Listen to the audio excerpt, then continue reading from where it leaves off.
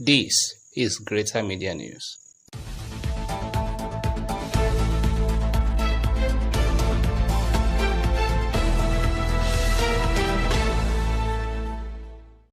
Welcome to Greater Media News. My name is Damilare Osalusi. Here are the top stories. The Department of State Services has fixed February 25 to arraign a former governor of Kaduna State, Nasir El-Rufai, before the Federal High Court in Abuja over alleged cybercrime and breach of national security.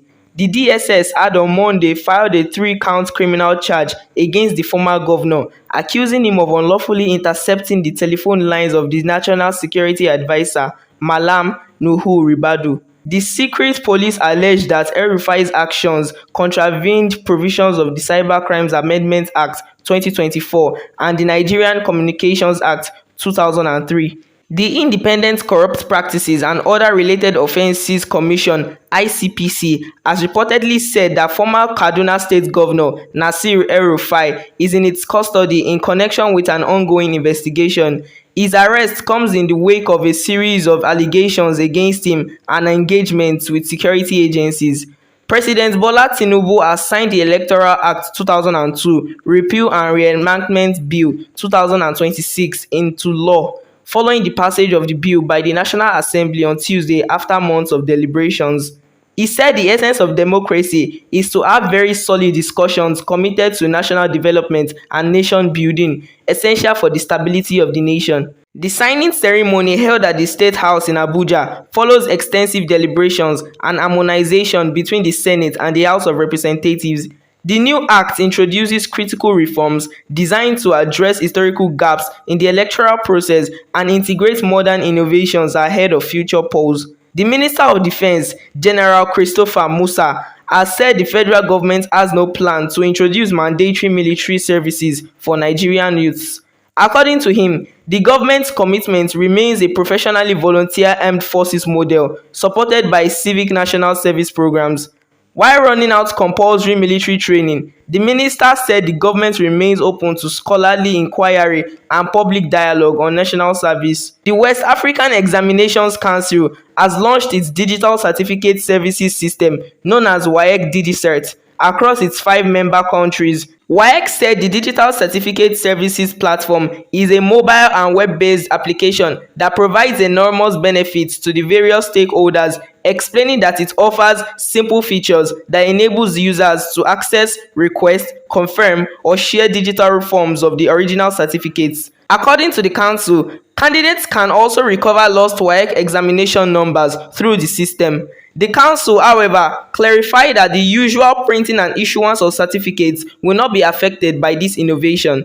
The Joint Admissions and Matriculation Board (JAMB) has informed all prospective candidates and the general public that the PIN vending for the 2026 Unified Tertiary Matriculation Examination (UTME) will close on Thursday, February 26, 2026. The board disclosed that over 1.5 million candidates have registered for the 2026 UTME so far. Yoruba people across Nigeria and in the diaspora are marking the Asha Day 2026, a cultural celebration dedicated to promoting the Yoruba language, traditions, and heritage. The annual event provides an opportunity for communities to showcase their cultural identity and pass valuable traditions to younger generations. Cultural leaders emphasize that Asha Day plays a vital role in preserving Yoruba heritage and strengthening unity among Yoruba people worldwide. An Indian teacher, Rubu Nagi, has won the $1 million Global Teacher Prize. She was announced the world best teacher at the World Government Summit in Dubai, United Arab Emirates, an annual event that attracts leaders from across the globe, held on Thursday. The GEMS Education Global Teacher Prize is a Varki Foundation initiative organized in collaboration with UNESCO. Now in its 10th year, it recognizes exceptional teachers who have made an outstanding contribution to the profession. North Korean leader Kim Jong-un has selected his daughter as his heir, South Korea's spy agency told lawmakers on Thursday. Kim Joo-ai, who is believed to be 13, has in recent months been seen pictured beside her father in high-profile events like a visit to Beijing in September, her first known trip abroad. The Kim family has ruled North Korea for 78 years, starting from the country's establishment in 1948 to 2026. It's time for entertainment and sports news. Jubilee Marcus is standing by in our other studio. Good morning, Jubilee. Good morning, Damilare. Now entertainment scene. We begin another season. I should like great gossip. The social season might look a little different this year. No. You must begin the proper way. Dearest gentle reader. For the season's most notorious gentleman, Benedict Bridgerton, he must bow to that most powerful of forces, mothers.